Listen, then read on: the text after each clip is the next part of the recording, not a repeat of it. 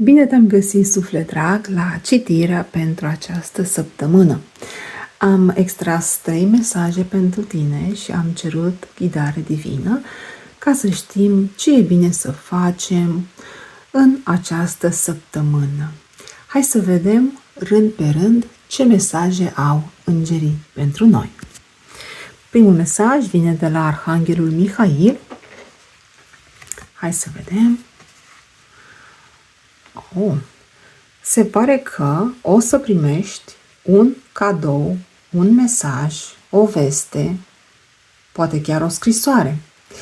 Acest cadou sau pachet minunat care vine de la Arhanghelul Mihail către tine în această săptămână aduce vești foarte bune.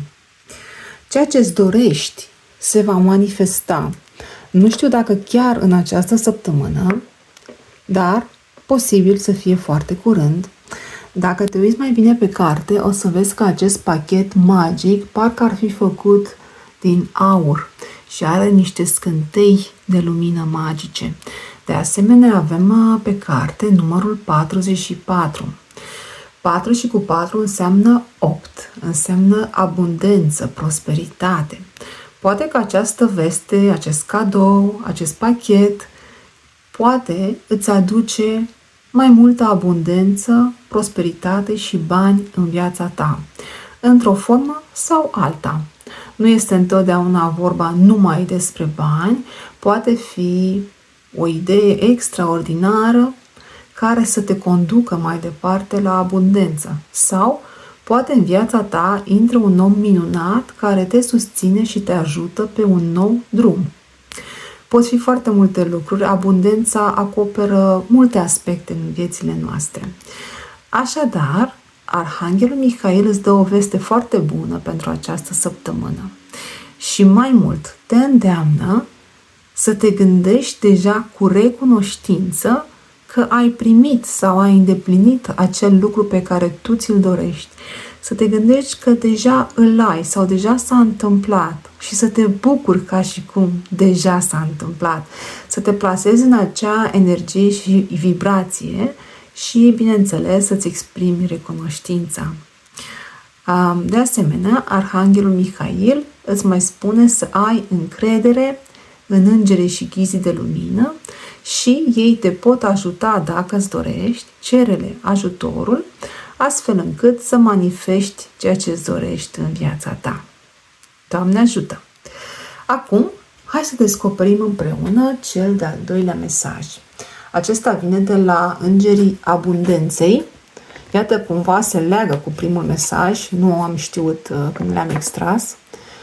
Și aici spune în felul următor: ești în siguranță să primești. Adică, atunci când ne dorim abundență și prosperitate, uneori, poate avem gânduri de genul eu nu merit, dar ce am făcut să am mai mult? Sau eu nu simt că merit să fiu abundent, eu nu simt că merit să fiu bogat sau bogată și așa mai departe. Sunt tot felul de gânduri limitative și programe pe care poate le luăm cu noi din copilărie, din alte vieți și așa mai departe. Cert este că îngerii abundenței îți spun acum și în special în această săptămână să fii liniștit sau liniștită și cu inima deschisă să accepti toată abundența, prosperitatea și banii care vin la tine și în viața ta. Cumva această poză, acest înger, dacă te uiți un pic mai bine, mie dă o senzație de Crăciun. Și am mai avut această senzație și acum câteva zile, de parcă avem din nou Crăciun. Nu știu de ce, este o energie anume. Și acest îngeraș, împreună cu aceste căprioare, porumbelul și darurile care sunt acolo în coș, zăpada de jur împrejur și toată acea magie, pe mine mă duce cu gândul la Crăciun. Și dacă cumva este un fel de Crăciun, un soi de Crăciun, atunci cu atât mai mult ne așteptăm la daruri, nu-i așa? Și poate că acest dar pe care o să-l primești, sau vestea bună pe care ți-o menționa Arhanghelul Mihail, are legătură cu această perioadă și cu acești îngeri ai abundenței.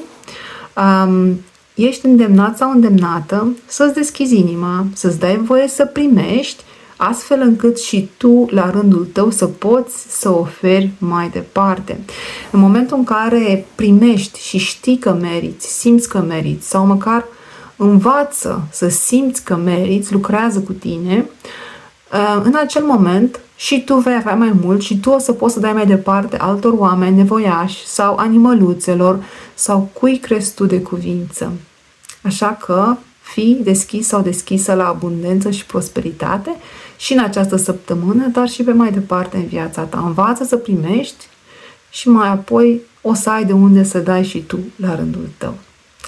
Și ultimul mesaj, am aici o carte care e posibil să nu rezoneze cu toată lumea, însă mi-am dorit un mesaj de la cineva care a plecat deja dintre noi, pe care poate l-ai cunoscut sau ai cunoscut-o, sau dacă nu ai cunoscut-o, poate doar ai auzit despre această persoană, el sau ea, și această persoană vine să-ți ofere un mesaj acum.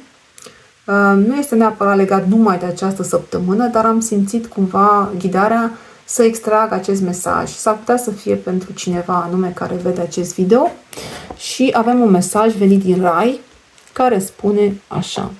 Acest suflet minunat care a vrut să fie acum aici în această citire îți spune din Rai că în acest moment, acolo unde este în lumină, el sau ea învață. Este la școală, dacă vrei. Așadar, acest suflet minunat îți transmite că este totul bine și că se bucură de o nouă etapă în care învață foarte multe lucruri. Această carte, de asemenea, mai spune că persoana respectivă e posibil să-i fi plăcut să învețe în această viață pe pământ, poate că avea note bune la școală sau poate că citea foarte mult, era o persoană intelectuală, așa că dacă îți sună cunoscut ar putea fi acel suflet.